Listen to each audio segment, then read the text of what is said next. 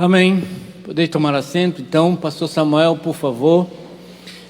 Então, pastor Samuel é um dos maiores parceiros, é um homem de fé, e Deus tem usado bastante, mesmo com a crise. Ano passado teve candidato, esse ano ele mandou mais dois candidatos a fazer treinamento. Então, se você precisar de fé, pode pedir o Samuel, que ele é um homem de fé. Ele é um homem de fé, né? Pastor, é um prazer tê-lo aqui. Deus abençoe. Prazer, nosso. Saudação a todo o povo de Deus nesta tarde. Na paz do Senhor Jesus Cristo. Tenho uma imensa alegria e satisfação de retornar a esse lugar onde Deus tem tratado de muitos assuntos importantes nesta causa nobre que é a missão. A última vez ainda foi na gestão do nosso saudoso companheiro, pastor Valdemar, que já dorme no Senhor. Ele se foi, mas deixou um legado para nós darmos continuidade. Eu digo nós porque eu também tenho participação nessa tarefa. Para os que não me conhecem, eu sou o pastor Samuel, pastor da Assembleia de Deus de Colubandê, em São Gonçalo, no Rio de Janeiro. E pela graça de Deus, estamos fazendo missões com muita alegria e vendo os resultados deste investimento. Com plena certeza que missão é o maior investimento que a igreja pode fazer na terra. É o maior investimento porque os resultados são eternos. Quanto custa uma alma? O maior investimento de uma igreja não é no prédio, nos utensílios, não é apenas na educação ou em outras áreas, mas na evangelização, na grande comissão. E nós temos sido agraciados por Deus de ter no campo missionário alguns missionários nascidos naquela igreja. Lá no Senegal, temos lá um casal. Na Guiné-Bissau está o Emerson e a Nívia. A Débora, professora, formada, com pós-graduação. Na ilha, no Cabo Verde, temos um casal de jovens da nossa igreja. Bruno e Monique estão desenvolvendo um bom trabalho. Na Espanha temos uma família em Valdemoro. Na Polônia temos um casal desenvolvendo um trabalho com imigrantes muito interessante. E na Colômbia temos nosso pastor Regino e a Marilene, também treinada pela Kairos. Sem falar no sertão pernambucano, onde estamos com 5 cidades, no trabalho da evangelização, com igrejas implantadas, com sucesso absoluto. Sul de Minas, Zona da Mata Mineira e etc. Sabemos aonde começamos, mas não sabemos até onde vamos. Porque as fronteiras para as missões é o fim da terra, os confins da terra. E eu me sinto alegre. Quero agradecer ao pastor João por essa oportunidade que nos deu de estarmos juntos aqui. Quero me congratular com os formandos que terminam hoje uma tarefa de adquirir conhecimento para o campo missionário. E de desejar a vocês sucesso absoluto na causa.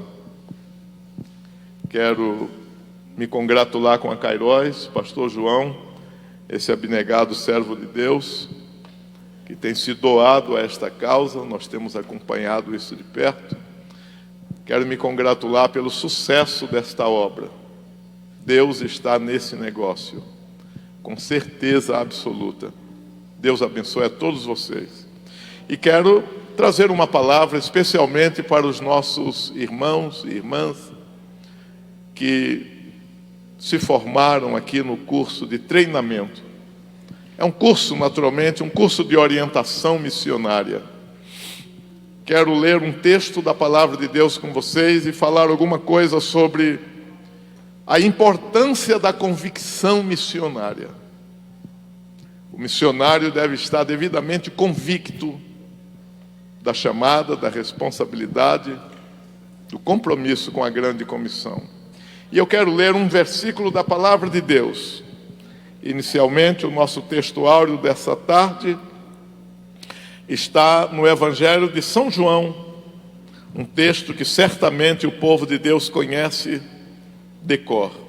São João, capítulo 15, o versículo é o de número 16.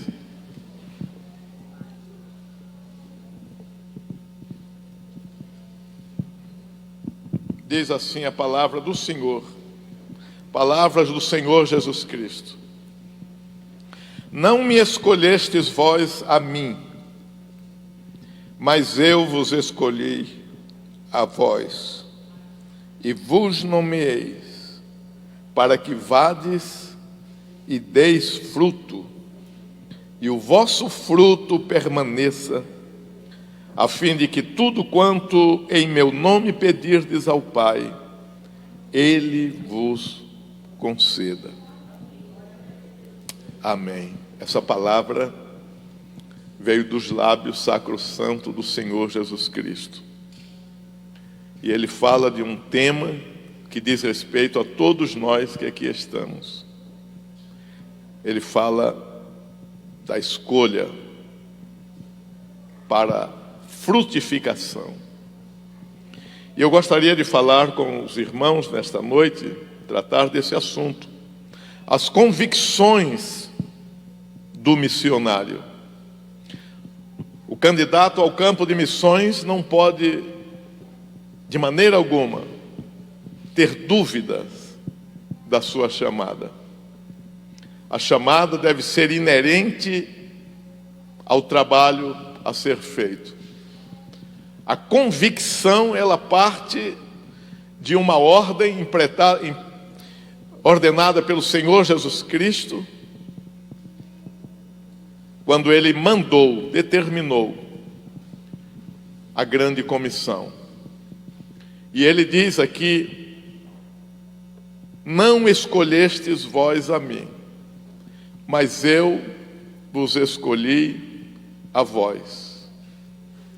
Nós gostaríamos de falar sobre essa convicção da chamada, sobre 3 aspectos interessantes, importantes, que estão inseridos nesse contexto: a chamada, a escolha e a nomeação.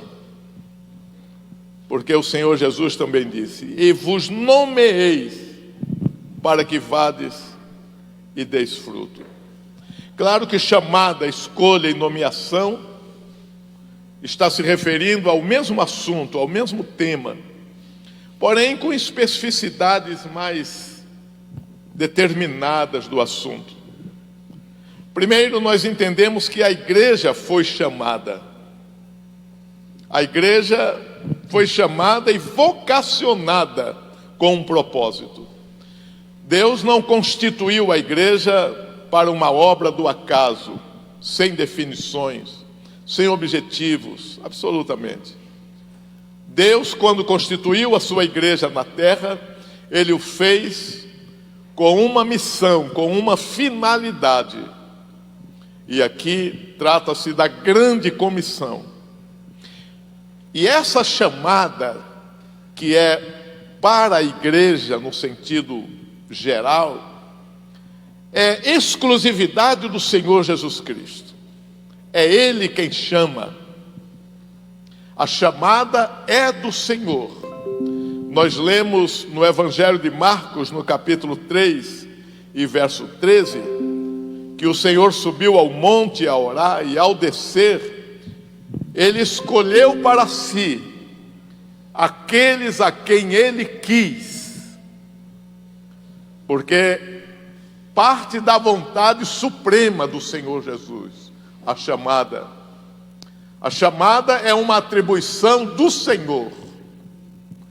E nós não podemos ter dúvidas da chamada. Primeiro, essa chamada universal da igreja. Chamada para testemunhar, para sermos testemunhas dele. E ele diz, no Evangelho de Marcos: ide por todo o mundo, pregai o Evangelho a toda criatura. Quem crer e for batizado será salvo. Quem não crer será condenado. Na grande comissão, a igreja do Senhor, ela foi vocacionada para isso, para esse propósito. A missão da igreja é exclusiva. Nós lemos lá na carta de Paulo aos Efésios, no capítulo 3, verso 10, quando Paulo diz que agora, pela igreja, a multiforme sabedoria de Deus seja conhecida dos principados e potestades. A igreja é o único veículo de Deus nessa terra para lhe representar na ordem da grande comissão. São Pedro disse que os anjos bem atentaram para isso, sinal que é alguma coisa muito importante e muito sublime, mas não lhes foi dado esta capacidade de evangelizar pessoas, mas a igreja. Então Paulo diz, agora, pela igreja, veja, irmãos, a grande responsabilidade da igreja nessa chamada para ser testemunha. Agora, pela igreja, a multiforme sabedoria de Deus torna-se conhecida. A sabedoria do Evangelho, a revelação dos mistérios de Deus. A igreja é detentora desta capacidade de revelar ao mundo os mistérios de Deus. Não é o mistério de uma religião, não é o mistério da ciência humana, mas são os mistérios que conduz a humanidade à salvação. Somente a igreja tem essa chamada. Ela é única. Somente a igreja é capaz de exercer essa missão evangelizadora. Agora, no texto que nós lemos, o Senhor Jesus fala de uma escolha. Ele diz, não escolhestes vós a mim, mas eu vos escolhi a vós.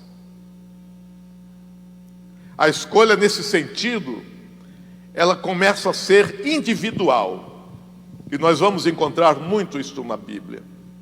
Deus chamando pessoas no sentido individual para uma missão específica para aquela pessoa. Cada missionário tem a sua missão, tem a sua chamada, tem a sua responsabilidade, tem a sua experiência.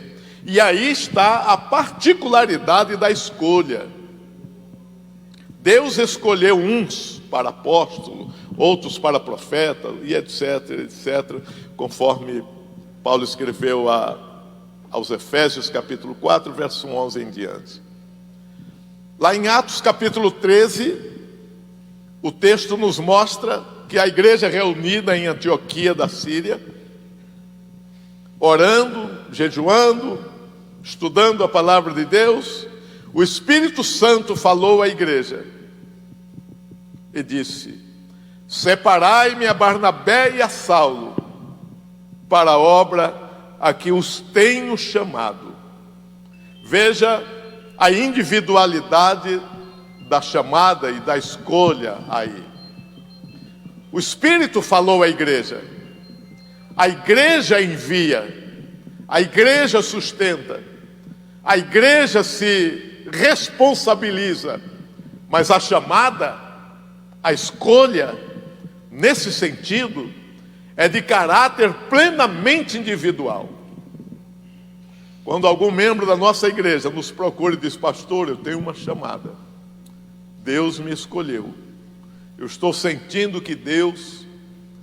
Eu não procuro duvidar, porque eu entendo que a chamada aí, nesse caso, é particular. O Espírito Santo já tinha falado com Barnabé e Saulo, mas não tinha falado à igreja. Isso mostra também que missão se faz com a igreja. A igreja é chamada para esse assunto, para essa responsabilidade. E eu conheço o caso, pastor João, de muitas igrejas que estão até atropelando seus pastores, porque ela recebe uma chamada, uma incumbência do Espírito, o pastor não quer, resiste, e alguns membros, às vezes, aparentemente num ato de isolamento ou de rebeldia, diz: não, você vai, a gente te sustenta. Isso tem acontecido. O Espírito Santo, ele não está limitado aos pensamentos particulares dos homens ou de instituições. A obra é de Deus, o Espírito é de Deus, a missão é do Senhor, a obra é dele, e ele conta com a sua igreja. Veja que a igreja de Antioquia, nesse momento, era a igreja da Síria, não era Jerusalém. Lá, Deus levanta um povo que estava a fim de fazer a missão. E levanta quem? Barnabé e Saulo. Porque a chamada nesse sentido é individual. A convicção da chamada, ela começa na experiência individual do sujeito. É entre ele e Deus, é Deus e ele. Quando um pastor me chama e diz: pastor, eu não quero mais ficar em tal lugar assim, eu sinto que o meu tempo é chegado. Primeira coisa que eu digo a ele: você já orou? Já procurou saber se essa é a vontade de Deus para a sua vida? Porque eu estou aqui como gestor da igreja, como administrador da causa, mas eu respeito a chamada de cada um quando essa pessoa tem a experiência da chamada. E você vai ver que a convicção da chamada, ela passa pela experiência vivenciada, pela experiência adquirida, pelo contato direto com o Deus das missões. É assim que funciona. Ele chama em particular.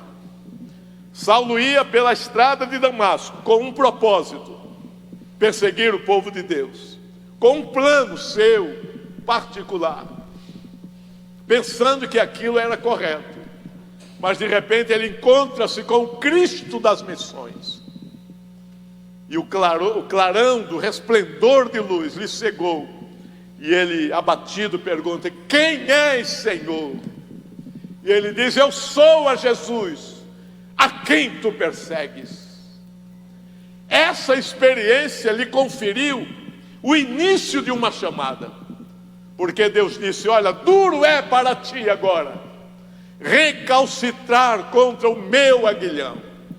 A chamada produz um aguilhão na nossa vida, e ai de nós se não obedecermos. A convicção da missão nos leva a essa experiência. Aí, os irmãos conhecem a história. Deus prepara Ananias e diz: vai lá, Ananias, orar por Saulo. Ele diz: Senhor, mas eu tenho visto o passado desse homem, é terrível, esse homem é violento, ele vai me trucidar. Não, Ananias, vai, porque ele agora é para mim um vaso escolhido, e eu lhe mostrarei como convém sofrer por este evangelho. Bom, quero dizer com isso que a convicção da missão começa em uma experiência particular entre o sujeito e o Deus das missões. Não vá para o campo sem convicção de uma vocação divina. E isso parte de uma experiência pessoal. Por isso que a chama missionária, ela arde no coração, ela queima na vida daquele que foi chamado. E há algumas certezas nessa convicção. Há algumas afirmações bem claras nesse procedimento. É que a chamada, ela nunca deixa dúvidas, é claro. A pessoa chamada, ela nunca fica sem serviço. Quando você vê alguém por aí se oferecendo, um cartãozinho na mão, me chame para pregar, me chame, é porque ele está com déficit de chamada. Porque para o chamado nunca falta o que fazer, nunca falta trabalho, nunca falta missão. Essa é uma das características do que foi de veras chamado.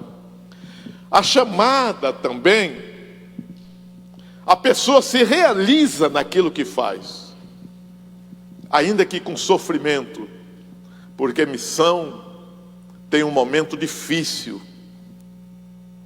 O Salmo diz que aquele que leva a preciosa semente, andando e chorando, é um momento do choro, o momento da experiência amarga, da provação no campo, o momento da escassez, do isolamento, da dificuldade, é o choro.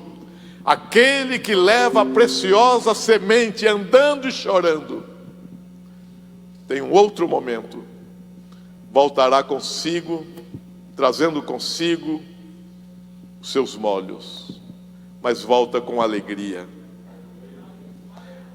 A chamada, mesmo que ela sofra, mesmo que a pessoa tenha dificuldades, mas ela se realiza naquilo que faz. Você encontra isso muito claramente na vida de São Paulo. E uma terceira característica de que o sujeito foi realmente chamado é que a chamada dele é pública. A chamada dele é vista por todos. Quem duvida que o pastor Joãozinho, como é chamado, quem duvida da sua chamada? Para onde ele vai, por onde ele passa, ele deixa um cheiro de missões, um rastro de Senegal, de Guiné-Bissau, de coisas assim. E todo mundo aponta o dedo e diz: esse homem foi chamado. A chamada é pública. Quando Deus chama, Ele publica. Ninguém sabia, só Saulo e Barnabé. Mas Deus publicou um dia: separai-me a Saulo e Barnabé para a obra que eu tenho chamado. E eles saíram. E todo mundo entendeu que eles foram chamados. Meu irmão, prepare-se para a publicidade da sua chamada. Ela vem automaticamente com os frutos do seu trabalho. É o selo do teu apostolado, é o selo da tua missão. São os frutos. Por isso Jesus disse: vos nomeei para que vades e deis frutos. Quando Paulo escreve aos Coríntios, ele disse: vós sois o fruto do meu apostolado. Porque tinha ali alguns judaizantes que não acreditavam no apostolado dele. Duvida, chamavam Paulo até de embusteiro, mas ele disse para a igreja: vocês são o selo do meu trabalho. Em naufrágio, em prisão, em perseguição, em noites mal dormidas, mas aí está o fruto do meu trabalho. Glória a Deus. A convicção da chamada é porque ela é pública, ela é vista por todos, ela é reconhecida por todos. E você vai ler lá no texto sagrado no Antigo Testamento: e todo Israel reconheceu que Davi era o rei. De uma maneira muito natural. Aquelas mulheres pegam o tamborim, pegam lá a zabumba. Quem mandou elas fazer aquilo, João? Quem deu aquela ordem? Foi alguma coisa voluntária. E elas começam a dançar e a cantar. Saul matou seus milhares, Davi matou seus 10 milhares. Isso causou ciúme no próprio rei, porque a chamada é vista por todos. Meu irmão e minha irmã que pretende as missões, prepare-se, para você se tornar uma pessoa pública. Prepare-se para que todos vejam que você foi chamado por Deus, vocacionado por Ele, escolhido por Ele, nomeado por Ele. E todos vão dizer: verdadeiramente, essa pessoa foi chamada por Deus, foi capacitada por Deus. Porque essas são as características do chamado. Deixa sempre um legado, deixa sempre um rastro. Bom, voltando ao nosso texto: não me escolhestes vós a mim, mas eu vos escolhi a vós, e vos nomeei. Nesse contexto da chamada e da escolha, está também a nomeação, que me parece ter um aspecto aqui um tanto distinto na chamada. A nomeação me parece que fala da autenticidade dada pelo Senhor Jesus Cristo. Ou seja, a autoridade de Jesus está nele ou nela, que foi chamado. É a nomeação. O nome de Jesus está em você. Por isso ele disse: ide em meu nome e pregai o Evangelho. Se você vai para a África, vai em nome de Jesus. Se vai à Ásia, vai em nome de Jesus. Se vai aos ribeirinhos, vai em nome de Jesus. Não esqueça de levar o seu nome. É no nome dele. Em meu nome expulsarão demônios. Em meu nome falarão novas línguas. Em meu nome curarão os enfermos. Deus trabalha com sinais, e os sinais aparecem na nomeação daquele a quem ele nomeou para a obra. Por isso, quando ele escolhe os 12 e envia-os pelos valados, pelos caminhos, eles voltam alegres, dizendo: Senhor, estamos admirados. Irmãos, o trabalho do Senhor nos causa surpresa muitas vezes. Não é, João? Fala a verdade. Quantas vezes somos surpreendidos por Deus, por revelações, por milagres, e às vezes extraordinários, porque o livro de Atos mostra momentos no ministério de Paulo em que os milagres eram extraordinários. Fugia de um limite estabelecido. E aí se cumpre João 14, 12, não é? Onde o Senhor Jesus disse: aquele que crê em mim fará as mesmas obras que eu faço. Olha, meu irmão, nós estamos sendo desafiados pelo Senhor a fazer as mesmas obras que Ele fez. E Ele disse: e maiores que esta. A gente tem que examinar esse texto 10 vezes para saber se é isso mesmo que está escrito. Maiores do que essa. Eu fiquei muito tempo meditando nesse versículo, tentando achar uma explicação plausível para isso que o Senhor estava dizendo.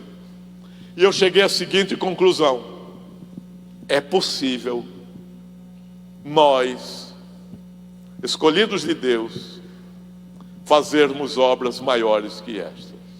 Você concorda ou não? Quantos concordam com essa? Mas por quê? Como? Só existe uma resposta para isso. Sabe qual é? É o crente ser dominado, possuído pelo Espírito de Cristo. Porque aí quem vai fazer não é você, é o Espírito de Deus, é o Espírito das missões, que vai estar dentro de você, trabalhando em parceria com você. Não vá para o campo sem o Espírito de Cristo. Não ouse fazer nada sem a sua direção. Em alguns momentos, Paulo e Barnabé tentaram fazer alguma iniciativa, e o texto sagrado diz: e o Espírito de Deus não lhes permitiu. Eles tentaram ir a Bitínia, e o Espírito de Deus não lhe permitiu. Porque o missionário trabalha em parceria com o Espírito de Deus. É Ele e nós, é nós e Ele. Aquilo que eu não posso fazer, Ele faz por mim. E obras maiores do que esta. Porque Ele foi para o Pai. E o Consolador desceu a nós.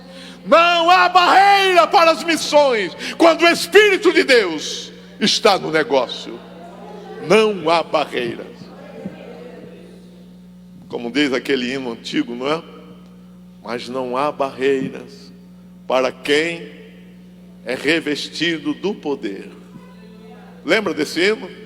Pois não há barreira para quem é revestido do poder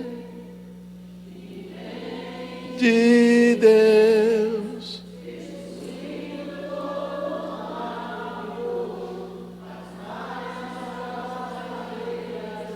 Tu irás.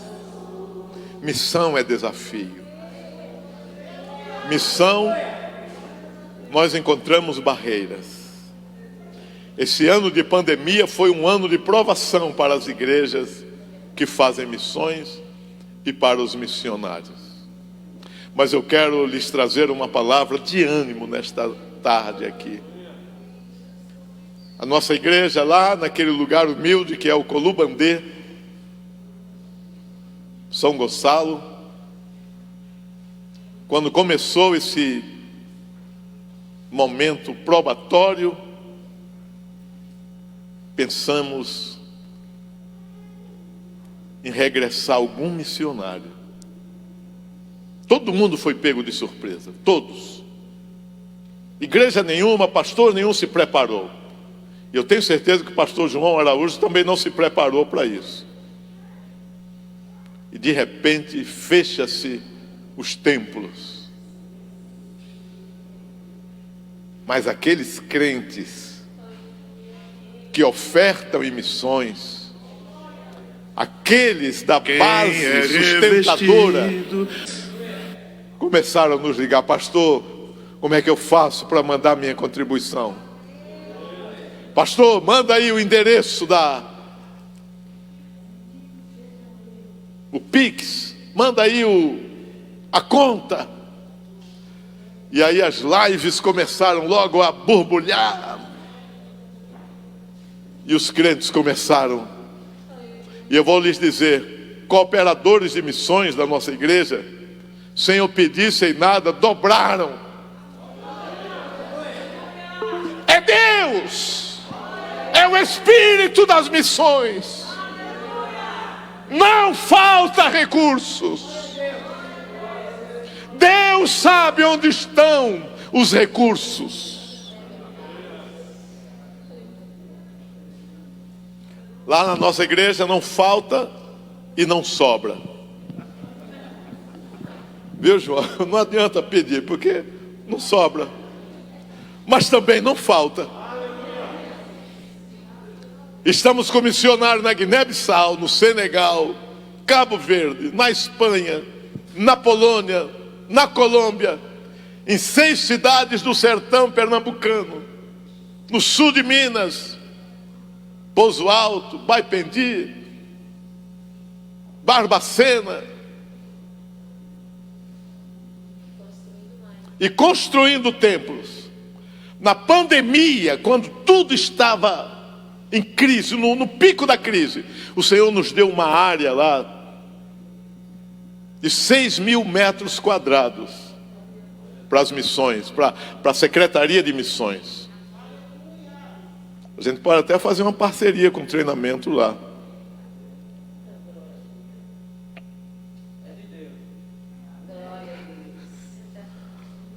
nos deu. E nenhum missionário regressou. E nenhum recurso faltou. Treinamos aí a moça, como ele falou, a irmã Ana Lídia. E agora tem 2 aí terminando hoje aqui. E não tem faltado, porque o maná tem caído diuturnamente. E eu me lembro sempre da história do maná. O maná você tinha que colher todo dia. Missão é assim. E o maná só caía até as 9 horas. O preguiçoso que dormia até meio-dia, chegava lá e encontrava o maná derretido, não servia. Ficava com fome. Porque Deus mandou que o maná fosse colhido por família. Uma família não podia colher maná de sobra para outra família. Deus nos ensina com isso o limite de cada dia. Nós temos que depender dele cada dia. Aprenda a depender do Senhor todos os dias. Por isso ele disse: o pão nosso de cada dia nos dai amanhã e depois. Nos dai hoje. Quando vai chegando o finalzinho do mês, e por incrível que pareça, é sempre quando o dólar sobe. Pode olhar. Agora parece que há uma tendência de queda. Estão mexendo aí nas estruturas da economia, que a coisa parece que vai melhorar para nós agora, João. Eu acho que agora a gente vai poder dar mais uma arrancada por esse mundo afora aí. Porque não é fácil. Mas o maná caía de segunda a sexta. E no sábado ele caía dobrado, na sexta.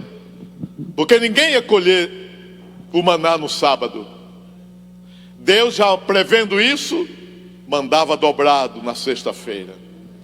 Deus, já sabendo da pandemia, ele proveu alguém que dobrasse, alguém que melhorasse. E passamos nessa crise horrível. Porque o Senhor sustenta a obra. É o Deus das missões.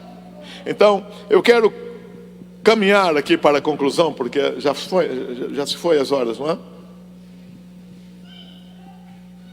Eu vou seguir aquela regra que você faz na nossa igreja lá. Chegou a hora do troco.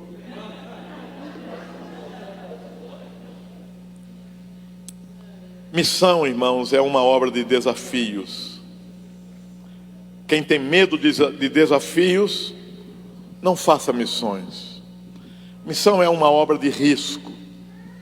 Se você tem medo de risco, não faça missões. Eu quero deixar para os nossos candidatos a missões o texto que foi lido hoje de manhã, com uma outra visão voltada para os missionários. 2 Timóteo, capítulo 2.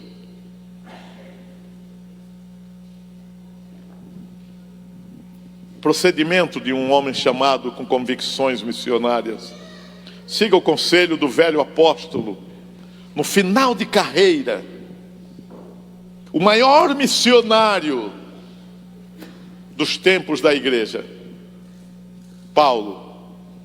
Ele sozinho com seus amigos evangelizou quase toda a Ásia, ou toda a Ásia.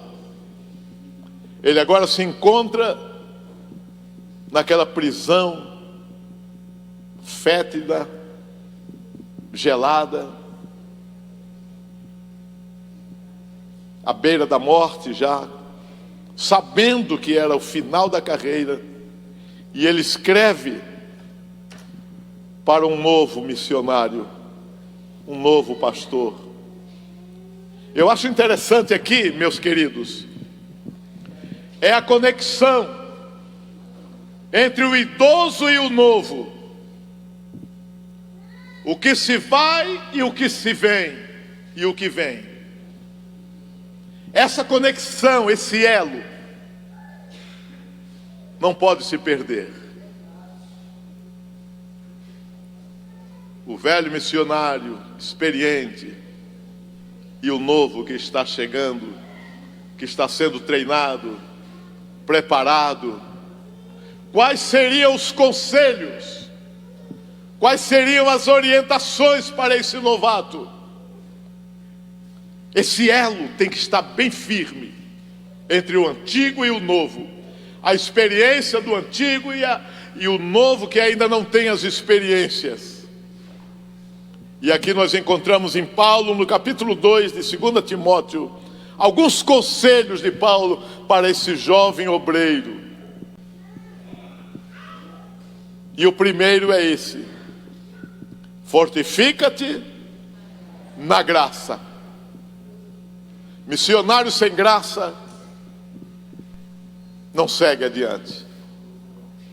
A graça é tudo na nossa vida cristã. A graça faz você orar, a graça faz pregar, a graça faz evangelizar, a graça faz expulsar demônio, a graça te capacita. É a graça de Deus que te envolve e te faz um gigante na obra. Paulo sabia disso, porque quando ele orou 3 vezes por um problema sério, a resposta que ele teve do dono das missões, qual foi? A minha graça te basta. Graça aqui é carisma ou charisma, é o dinamismo. Não se concebe o missionário chamado por Deus apático, gélido, todo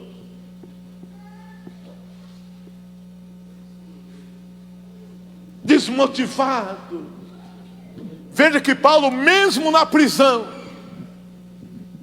era um homem motivado. Era um homem entusiasta. Missionário precisa de dinamismo.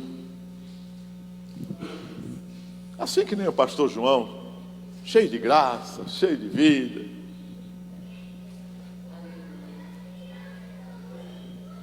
Paulo era assim. Por isso ele diz: meu filho, fortifica-te na graça que há em Cristo Jesus. Primeiro grande conselho. Segundo grande conselho é o que recebeu de Paulo. Isso aqui é uma transmissão. Isso aqui é uma cultura. É a cultura cristã, é a cultura bíblica. É a doutrina, são os ensinamentos, é um legado. Isso não se adquire no mundo científico, nas ideologias. Esse conhecimento, essa bagagem, faria de Timóteo um grande homem de Deus. O que de mim, entre muitas testemunhas, você recebeu, confia-o a homens fiéis. Eu hoje disponho de coisas que eu aprendi ainda quando criança, com a minha mãe, com meu pai, que dorme no Senhor, velho pastor lá das Alagoas. Os ensinamentos. E Paulo fala aí disso com Timóteo: olha, lembra-te do que a tua avó e a tua mãe te ensinaram. Lembra-te. E ele diz em outros momentos: sabendo de quem tem aprendido. A fonte. É muito importante nós sabermos aonde nós estamos bebendo a água do ensino. Por isso o pastor aqui que ensina sobre heresias não está aqui hoje, Joaquim, não é? Que Deus abençoe o irmão Joaquim com o seu livro. Continue produzindo livros assim e dê sempre para os pastores, é importante. Os pastores estão cuidando das doutrinas por aí, não é? Sabendo de quem o tens aprendido. Isso é muito importante, porque quando você, missionário, chegar no campo, você vai representar alguém De quem você aprendeu? Eu aprendi lá na Cairóis, lá em São Paulo, no acampamento, com aqueles irmãos. Pastor João foi que me ensinou isso. Olha o compromisso, olha a responsabilidade. Esses conselhos de Paulo a Timóteo é o conselho de um velho missionário a um novo que está começando. E para nós concluirmos, chega um momento muito importante desse conselho, no versículo 3, quando ele diz: sofre comigo como bom soldado de Cristo Jesus. E aí, meu irmão, eu sou obrigado a lhe dizer que cada missionário é um soldado. Certo ou errado? E aqui é um centro de treinamento, onde você aprende, desenvolve o seu caráter, fortalece os seus conhecimentos e vai colocar em prática nessa batalha tão árdua que é a batalha das missões, onde vai encontrar todo tipo de problemas, dificuldades, barreiras, pressões psicológicas. E aí o bom soldado, Paulo fala aqui do bom soldado. Qual de vocês quer ser bom soldado aqui? Levante a mão assim. Bom soldado, porque tem o mau soldado.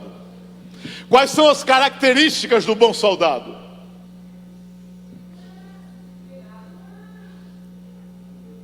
Tem algum militar aqui? Não, levante a mão. Só tem um. Característica número 1: obediente. Primeira coisa que ele aprende ao entrar na caserna é obedecer. Aquela vida libertina, aquela vida liberal, largado, ele entra num processo de treinamento para aprender a se adequar ao sistema da vida em caserna. E a igreja é um grande exército, é o exército de Deus na terra, lutando pelo reino celestial, defendendo os interesses do reino de Deus entre as nações. Por isso em Hebreus capítulo 12, verso 28 diz: tendo recebido um reino que não pode ser abalado. Se você é um soldado desse reino, você precisa ser bem treinado, bem adestrado. E a primeira lição aí é a lição da obediência. Sim, senhor, não, senhor. Aprenda a obedecer. Aprenda a se sujeitar, a obedecer e a se integrar ao sistema. E aí o bom soldado é aquele que obedece. E o centurião sabia disso, porque ele disse para Jesus: Jesus, não precisa entrar na minha casa, porque eu também sei o que é obedecer. Eu digo ao meu soldado, vai, e ele vai. Eu digo, vem, e ele vem. Como é ruim trabalhar com soldado indisciplinado. As bases do militarismo é essa, é a disciplina e a hierarquia. Existem a hierarquia na igreja do Senhor. O apóstolo Paulo e os apóstolos que andaram com Cristo tinham um poder de mando muito grande. Eram verdadeiros baluartes no exército. E Paulo era tão disciplinado que em alguns momentos ele chama a atenção de outros, como Pedro. Aos Gálatas ele diz: e eu lhe resisti na cara, porque ele era repreensível. O sujeito às vezes erra, fala e não quer ser repreendido, não quer ser disciplinado, não quer entrar no caminho para ser bom soldado de Cristo Jesus e aprender então a sofrer. Essa aprendizagem aqui do sofrimento requer renúncia. despreendimento, às vezes do próprio querer, da própria vontade. Por isso que Jesus disse: aquele que não renuncia a si mesmo, não nega-se a si mesmo, e não me segue, não é digno de mim. Então, o bom soldado é aquele que renuncia. E missão exige renúncia. Renunciar prazeres, deleites, desejos, planos estabelecidos pelo seu próprio pensamento. Quando Deus lhe chama, lhe vocaciona, lhe nomeia, lhe dá a sua autoridade, então você renuncia a todas as coisas para ser um bom soldado de Jesus Cristo. Nosso texto então diz, o Senhor Jesus Cristo dizendo: não escolhestes vós a mim, eu vos escolhi a vós. Porque a chamada de Deus é soberana, a escolha é dele.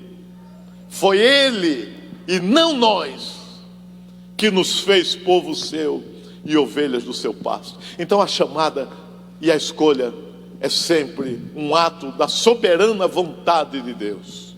Se Deus lhe chamou, se Deus lhe escolheu, obedeça, levante-se, faça a obra, não seja desobediente à visão celestial. Não escolhestes vós a mim, eu vos escolhi a vós e vos nomeei. Você tem autoridade de Deus na sua vida, porque Ele lhe escolheu. A autoridade aí não é com L, é com U, é pessoal. É Deus dizendo: quando você for, você vai no meu nome, é como se eu fosse. Quando você fizer a obra, é como se eu estivesse fazendo. Os seus braços são os meus braços, os seus pés serão os meus pés, a sua voz será a minha voz.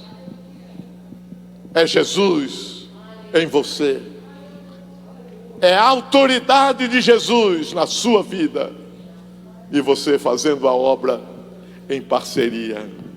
Fiquemos de pé, eu quero orar com vocês.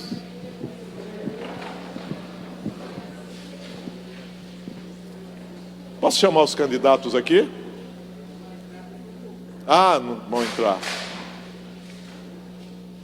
Quebrou a cadeira. Oremos para que a sua palavra continue ecoando nos corações, e Deus continue chamando e vocacionando, e Deus continue tocando nas igrejas e nos pastores, conscientizando para esta grande missão. Soberano Deus e eterno Pai, Deus das missões, te rendemos graças nesta hora, Senhor, pela tua palavra que está no nosso coração, a tua palavra que é a autoridade máxima entre nós, Senhor. O Senhor já deu a ordem, já mandou, já determinou, e nós estamos aqui, Senhor, para cumprir, Senhor, a nossa missão. Ajuda-nos, abençoa-nos, capacita-nos. Os teus filhos aqui na Cairóis, liderado pelo teu servo, pastor João, dê a tua graça multiplicada, Senhor, e abra os horizontes e o caminho, enviando os recursos e os meios. Nós te pedimos essas bênçãos, agradecidos, no nome do Senhor Jesus Cristo. Amém. Muito agradecido, Deus abençoe aos nossos queridos irmãos.